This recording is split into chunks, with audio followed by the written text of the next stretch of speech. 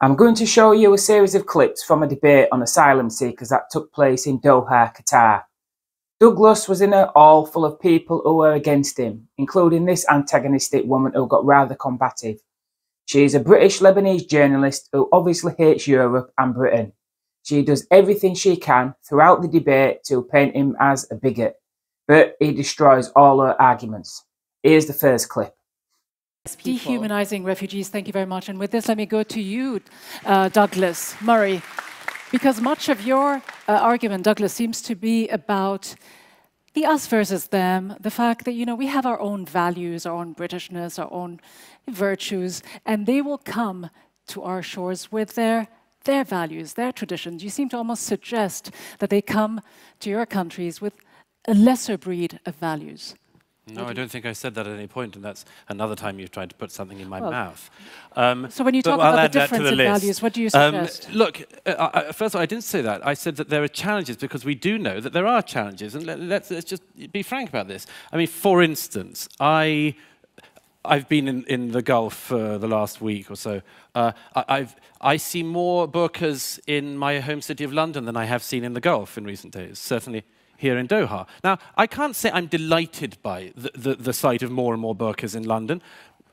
Do I feel any hatred of the people who wear them? Of course not. Of course not. But I can't say I'm elated by it. And definitely there are times I think, what percentage of burqas in this area becomes like not that pleasant for everyone else. But again, is it all down to burqas? Because again, you're not asking people with other traditions whether they care about the sight of people drinking alcohol or showing up in bikinis. Again, it's a very we could in Britain Western-centric viewpoint. I have to say, you're going to bark up the wrong tree if you think you're going to persuade a Brit that we should stop drinking alcohol because of people arriving in our country. I mean, that's not going to happen.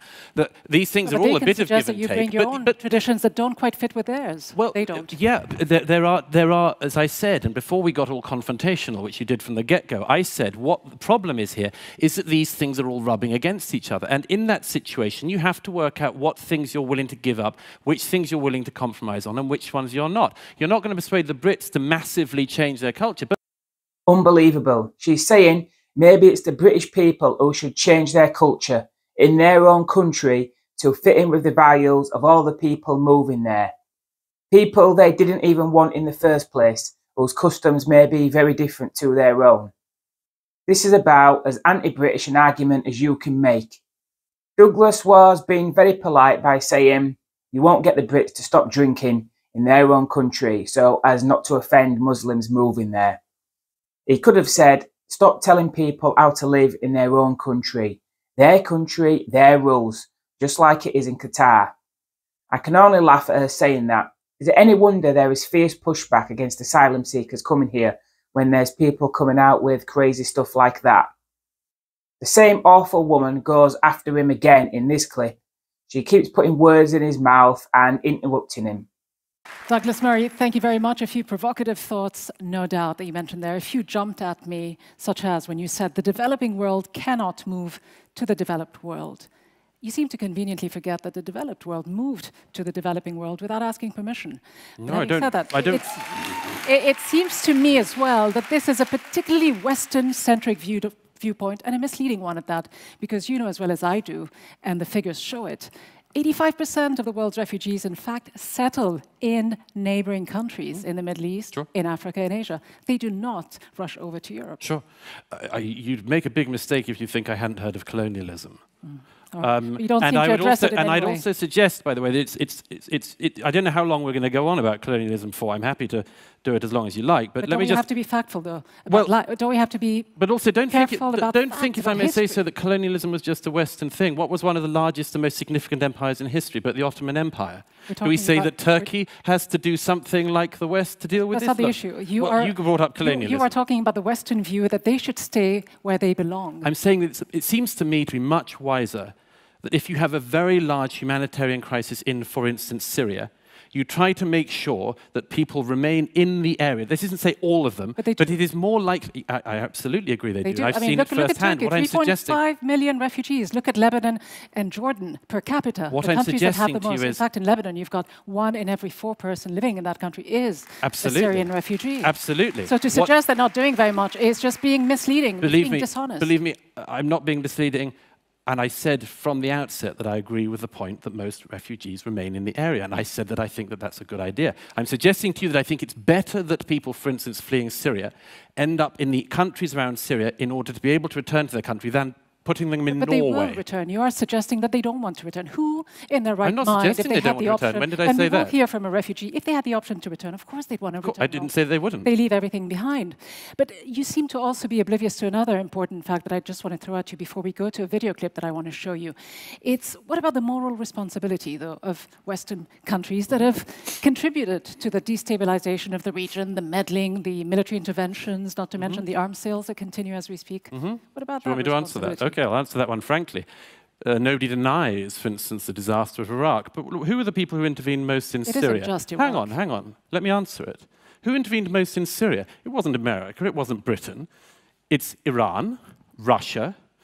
It's, among others, countries, including the one we're in and others around the Gulf here. Before we got to Syria, we had Iraq, we had Libya, we had many countries in this neck of the woods were much more involved in the Syrian civil war than my country was. Well, you're also so do you want to take some responsibility for that? Do you want to take more refugees here in Qatar?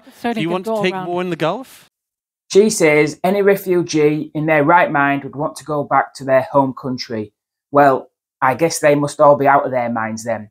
Pretty sure all those who'll risk life and limb crossing the sea then go through numerous safe countries just to cross another deadly sea to get to Britain, do not intend on going back anytime soon.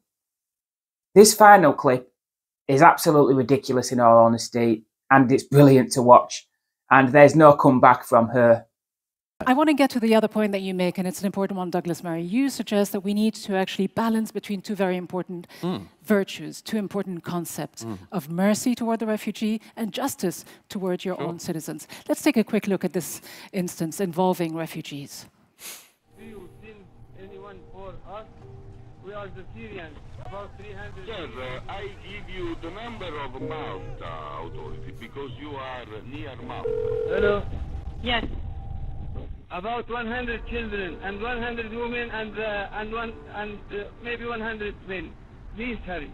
Water is coming into it. The boat is going down. We are dying. 300 persons. You have called Malta. You have called Malta. Don't throw us. You can run away. Call Malta. Call Malta. I have no enough account on the mobile. It will cut. Please. You have my number now. You call me. You please. A very chilling video, though I don't suggest that you respond on behalf of the Coast Guard, the Italian Coast Guard. But again, it's that same issue of shifting the problem to others. And just for a little bit of context, in fact, this boat, which capsized 5 hours after this call, killing quite a few people on board, we heard that there were about 100 women, 100 children on board.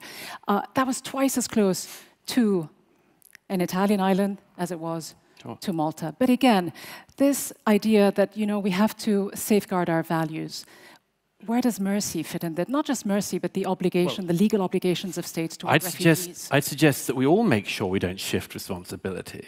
There is a responsibility to everyone. That would include the state we're standing in now, wouldn't it? It would include all the states in this region.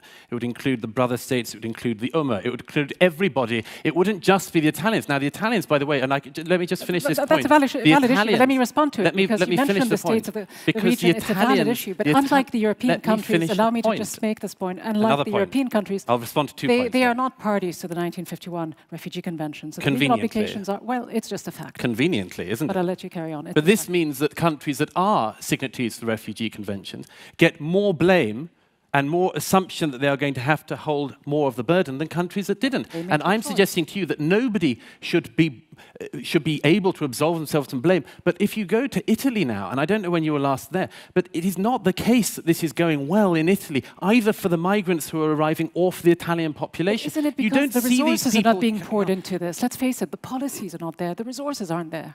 I see these people when they arrive, I follow their stories. It is not the case just that they don't, you know, the local populations in Italy I've been to Lampedusa, I've seen the boats coming in. The local populations are extremely generous. They are extremely kind to the people. Most of the populations in Europe, let's just not have this idea that Europeans are somehow incredibly cold-hearted.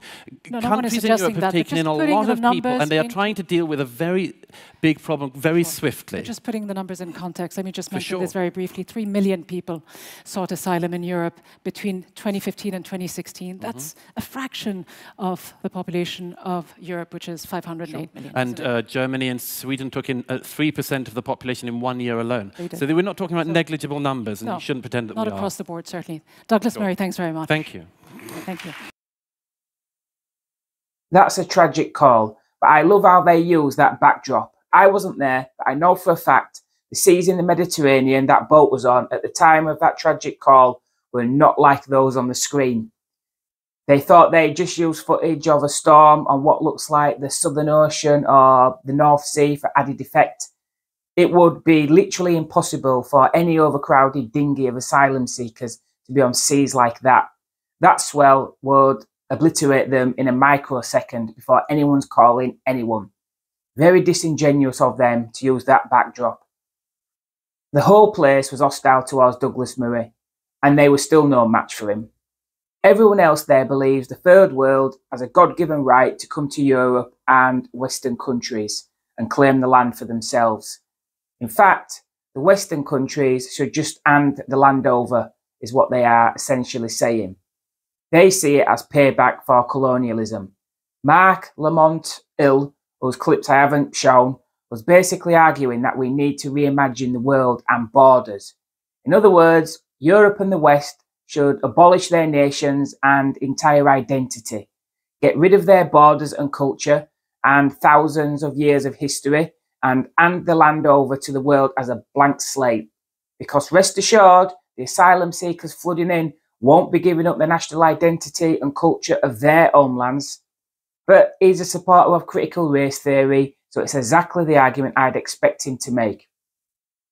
I also find it ironic that that debate came out of Qatar. It was brilliant how Murray pointed all that out while they were busily espousing their anti-European rhetoric. These people and their ideology are what we are up against and what we must push back against if we want our nations to have a future. And make no mistake about it, there are plenty of progressive liberal types in Britain who are actively trying to make reality the exact same worldview as Murray's opponents in that debate.